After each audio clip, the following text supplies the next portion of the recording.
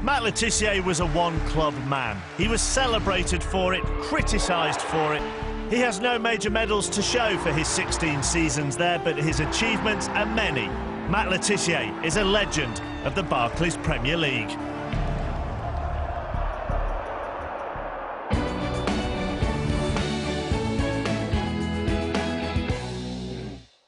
If Southampton were on the TV, a lot of people would tune in to watch it if you wanted Southampton as a neutral to watch what Matt Le Tissier was going to do in the game.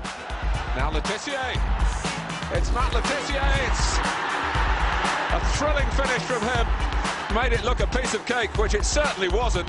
Tissier, I hated him, yeah, totally hated him. Every time, every time he played against us, he scored. And it wasn't just a tap-in, he scored. If he had his all-time 10 wonder goals, I'm sure Newcastle would be in there 5 times. Played with Tissier from a young early age, where I first made me sort of pro career, and he is one of the most gifted players, natural ability I've ever played with, and I've played with some great players over the years, but Le Tissier was just, because he had no pace, but he just used to make people look stupid. On for Le Tissier, with 4 for him, great chance, splendid finish by Matt Le Tissier. He was so clever at inviting the defender in and then just nicking the ball past him, or a little sleight of foot. Tripoli goes for the cross. Oh, Schmeichel's lost it, Matt Le Tissier! First year at Anfield, he scored an absolute screamer. I think we beat him. But he was one of those, Le Tissier was one of them players that, he could be quiet, he could be having an absolute nightmare, and all of a sudden, smash, he'll score 2 goals in 2 minutes. He was fantastic. He didn't like running, but ability-wise, he could put the ball on an absolute sixpence for you. I remember Alex Ferguson saying about Le Tissier that he would never pick him in his team, but he doesn't want him to see him in the team that he's playing against. So I don't know if it was a compliment to have a go, but it was, if Alex Ferguson says that, it's a great compliment, because he was a great player. Has won it here, Le Tissier! Here's Le Tissier! Oh, well, Robin are absolutely shell-shocked.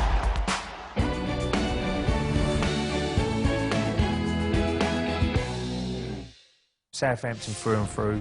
He was never going to move. He could have always played for a bigger club for me.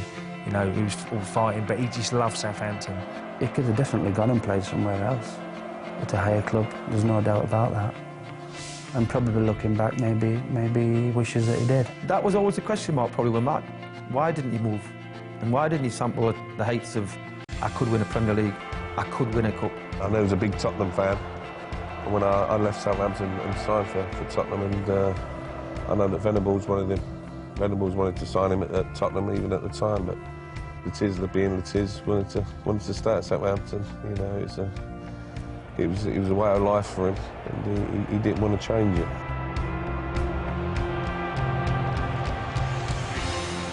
My ties with Southampton were very strong. I was obviously very appreciative of them giving me a chance in professional football.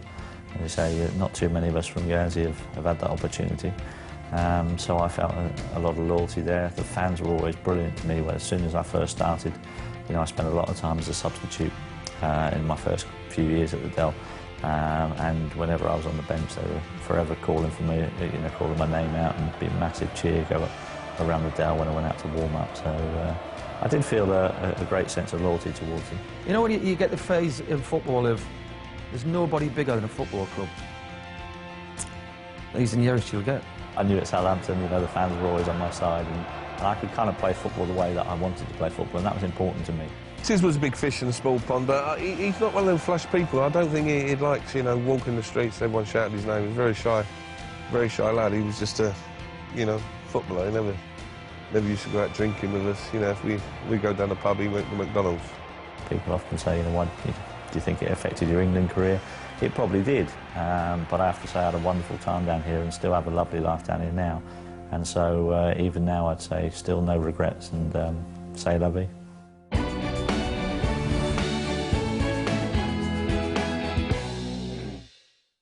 Le Tissier scored a lot of goals, 101 in the Premier League alone. A lot of them were great goals. I kind of had my head down while I was dribbling, and I didn't really know where Peter Schmeichel was when I got to the edge of the box. and I decided to chip it. It was only because the week before Manchester United had played Newcastle away and had been beaten 5-0. And one of their goals was scored by Philippe Albert, who had chipped Peter Schmeichel from outside the box.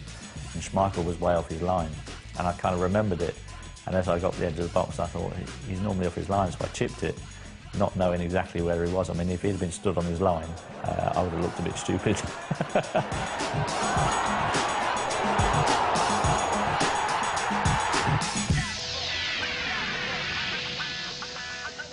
I remember getting the ball from Jeff Kenner. He'd made an attack down the right. He just cut the ball back about 25 yards out, and I kind of flicked the ball up. I like to volley the ball, so I flicked the ball up for myself, took another.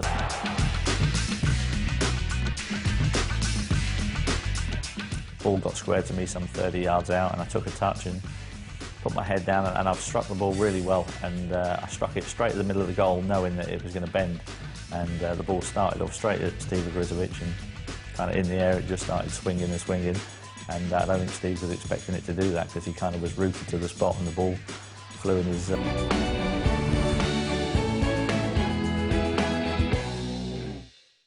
Not all his goals were from outside the box. Arguably the Premier League's finest penalty taker, he scored 47 and missed 1. He's only ever missed one penalty in a Southampton shirt, but he hasn't missed this one. People forget his penalty record was unbelievable. He had this art of waiting for a goal to go and then whipping it in the other corner, and I think he missed one penalty in his career, I think, out of 49, I think. I remember missing 2 penalties in a week, so they decided to change the penalty taker, and I think he went 50 odd without missing. So it's down to me that the Tissier is a hero. I thought it was 49, but when I did my autobiography last year, the guy who was doing the research for me over the stats could only find 48. So it's 47 out of 48. I had a technique which was, I was lucky, I was able to side foot a football almost as powerfully as I could hit it with my instep, so I could be accurate and still have quite a bit of power in it. So because of those reasons, I always went for one corner or another, and I never resorted to just smashing it down the middle. Just confident with penalties. He just knew he was going to score. I think the biggest secret to the penalty taking is that I actually wanted to be there. I looked forward to taking penalties. I enjoyed the situation, just me against the goalkeeper and a whole stadium watching me.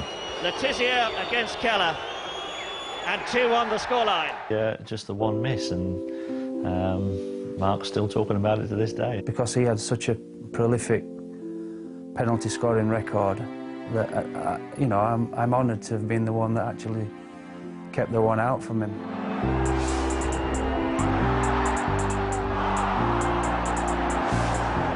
I always decided early which way I was going to go for a penalty. I never waited and then went. I just used to guess. My normal way was to go to the keeper's left, and if he moved a little bit early, I'd kind of change my mind at the last minute, and he kind of double bluffed me and saved it. So I tried to fake to go to the left and dove to my right. And luckily he put it to my right, and it was a really good height for me to save. I think that the worst bit about it all was not the fact that I'd missed the penalty, but the fact that the ball actually came straight back to me, and from about 8 yards out with my left foot I managed to somehow scoop it over the crossbar and miss an open goal as well as missing the penalty. So that was kind of the embarrassing bit for me. When I do come across him, his reply to me is that he was on 99 goals for Southampton at the time, and he didn't want his 100th goal to be a penalty. I didn't mind that it was him that saved one of my penalties. You know, if it had been somebody else who I didn't like, it would have been annoying. Someone like Tim Flowers, that would have really upset me.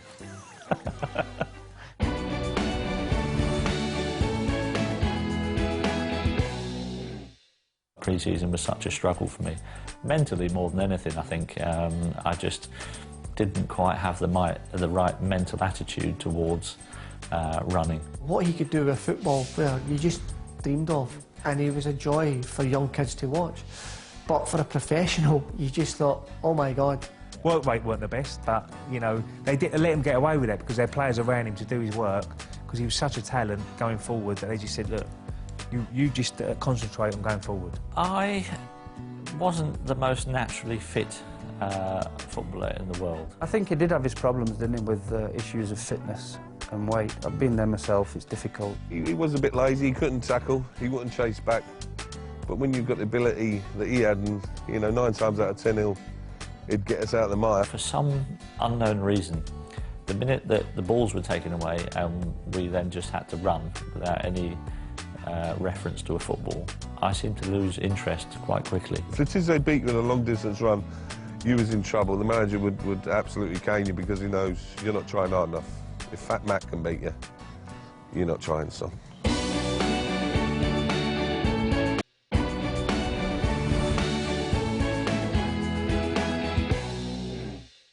I remember a goal we scored against Blackburn against Tim Flowers when he twisted and turned twice on 35 yards, he curled it over his head. Put a lot of bend, whip and bent it away. And as it left your foot, you think, wow, that's travelling as well. The pace he got from it. And it went right in the top corner. And you think, wow. Jay can score goals like that. Tim Flowers used to put his Union Jack towel at the side and in the net. And Matt Tissier told him before the game, I'm going to hit that towel with the ball. Well, I don't know how long and the timing in the game, but he hit the towel with the ball. Tim Flowers couldn't believe it. He shrunk from 6'2" to about 2'2" because he knew that all he was going to get off Matt Tissier going back down the motorway was phone calls, answer machines, a whole lot left Matt Tissier telling him how much he hit the towel with the ball. Favourite goal of my career, what I consider to be the best goal I ever scored. I remember it very well because it was against a very good friend of mine in the Blackburn goal, Timmy Flowers, who when he sees this will probably send me another text abusing me because I keep talking about it.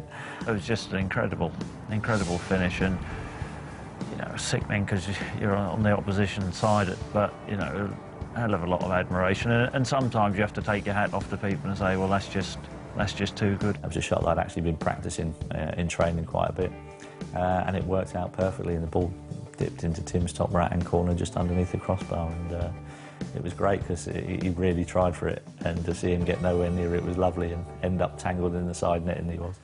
Bless him.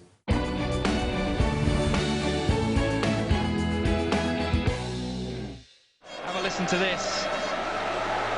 Le God is coming off Matthew Le Tissier.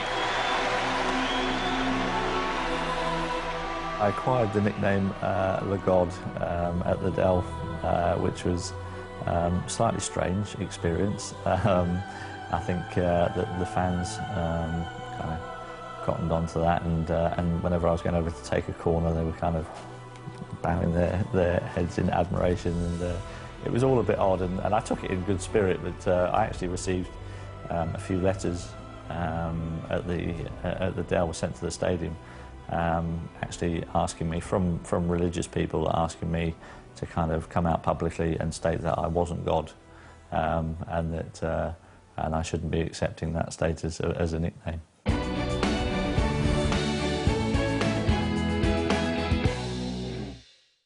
Born in Guernsey in the Channel Islands, he could have played for a number of different countries. Some say he chose the wrong one. Michel Platini didn't get on the phone to me, but Gerard Houllier, who was his assistant at the time, did make a couple of phone calls to my father. I actually didn't qualify to play for France either. I didn't have relatives. You know, all my family had been Channel Island for many generations back, and so France wasn't an option. I think Northern Ireland and Wales could have been options, but as I said, it was England or nothing for me. We've produced so many, and you look at some great players in our eyes of football, who you think, what a great player he was. 5 caps, 6 caps, 2 caps. And if they'd played abroad, they would have got 100. I can only assume that the theory was that you had to change a system to accommodate what he didn't do, which is quite sad, really, when you think that all of the great players, you know, Argentina don't worry too much about what Messi doesn't do. They just give him the ball. I don't know, if it had been Kevin Keegan in charge, you'd probably let him put him in the team.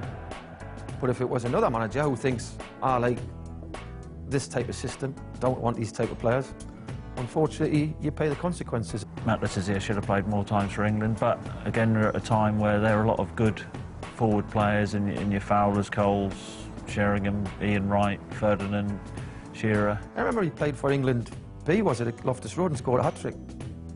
and an England shirt. And everybody thought he'd be in the England squad. Growing up, all I ever wanted to do as a boy, I had two ambitions in my life. One was to be a professional footballer and one was to play for England. And I kind of managed both those. I think I made my England debut when I was 25.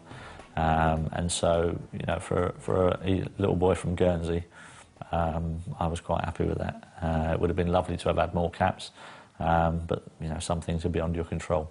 Well, he's probably thought with my ability and the goals I'm scoring, I will get my opportunity for an England shirt on a regular basis, which he didn't, which is a shame, because, you know, he's a type of player who are hard to find, especially to represent England.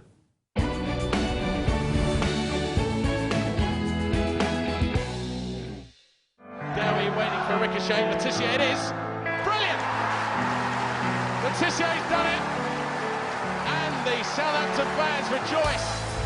He didn't win any league titles or cups, but his achievements are measured by his contribution in keeping Southampton in the Premier League from its inception to his retirement in 2002. Oh, there's an option here for Southampton, who are back in the lead. It's Matt Tissier again. The relegation fights were something that, bizarrely enough, I actually quite enjoyed. There were a lot of players who don't probably enjoy playing under that kind of pressure, but as I said earlier, that kind of scenario appealed to me, and I enjoyed having a chance to become the hero. Phillips, but he's put it on the plate. Matt Tissier accepts the press. There's no doubt that they would have been relegated in a number of seasons but for Tissier's goals. I had some good players at the time, Southampton, but no, I think everybody would look back and say it would be down to him why they stayed in the Premiership for so long. More often than not in those fights, some of my best performances were in games where we literally had to win. Tissier. Expectancy. Tissier, it's opening up for him again. And Tissier now to deliver this free kick to Cashflow. And so it was, yeah, the Southampton fans were quite grateful. The Dell celebrates. Southampton is safe again. Le Tissier, one of the architects of another last day escape. 3 seasons after he retired, Southampton were relegated. They haven't been back in the top flight since.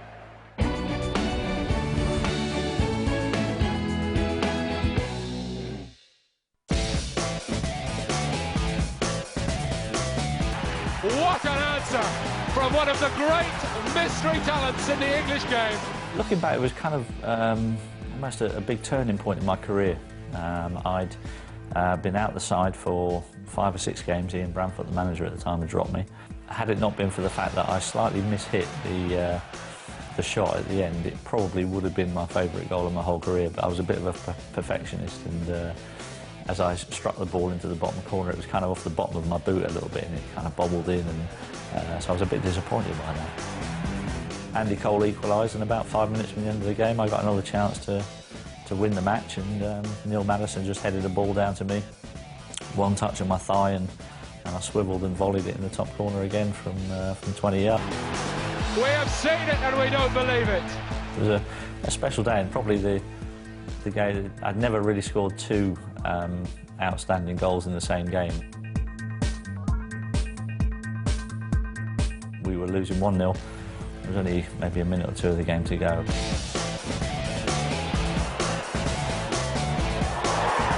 I was about 30 yards out, and I just took a touch, and I thought, well, there's only a minute to go. This is about as good a chance as we're going to get. So struck it with my right foot and managed to curl it in the top corner. Mark Bosnich tried his best to get somewhere near it, but didn't get very close. And we'd sneaked a 1-1 draw, which was a good result for us at Villa Park. Sometimes I would shoot from corners, and I'd kind of just hit the ball in, knowing that it was going to curl towards the goal. If it took any kind of deflection, it was a good chance it was going to go in. Now, Le Tissier to deliver another one of those accurate corners. Yes! I think it went straight in! I was annoyed, actually, because they took that goal off me, because it took a little deflection, but it was on target.